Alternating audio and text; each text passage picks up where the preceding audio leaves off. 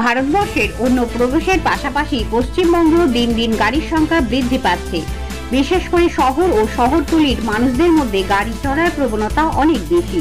কিন্তু এই বিপুল সংখ্যক গাড়ির ওপর বর্তমানে বিশেষ নজরদারি চালানো হচ্ছে সরকারের পক্ষ থেকে, যাতে কোনোভাবেই আইন লঙ্ঘন না হয় সেই দিকে নজর দিচ্ছে পুলিশ প্রশাসন। একটি বিশেষ সূত্র মারফত পাওয়া খবর অনুযায়ী পশ্চিমবঙ্গের রাস্তায় যে পরিমাণ গাড়ি চলে তার বড় একটা অংশই আনফিট। সরকার এবার এই আনফিট গাড়ির বিরুদ্ধে কড়া পদক্ষেপ গ্রহণ করতে চলেছে।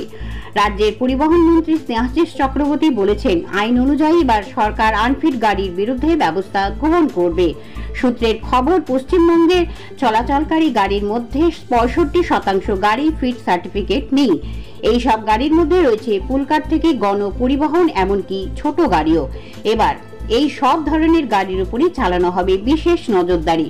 শুধু তাই নয়, রাজ্যে পরিবহন দপ্তরের তরফ থেকে সেই বার্তাই ইতিমধ্যে দেওয়া হয়েছে। এই বিষয়ে পরিবহন মন্ত্রী বলেছেন, টেকনিক্যালের পাশাপাশি গাড়ির উপর নজরদারির ক্ষেত্রে রাস্তায় নামতে হবে নন টেকনিক্যাল মোটর ভেহিকলস ইন্সপেক্টরদেরও।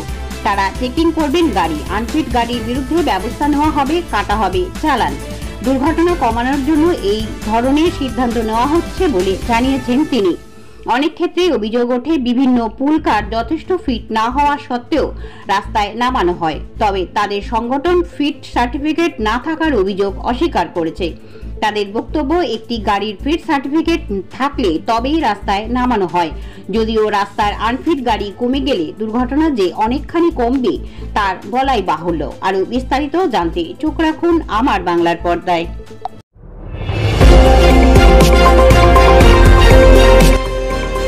আমার বাংলা, সঙ্গে থাকুন, সঙ্গে রাখুন।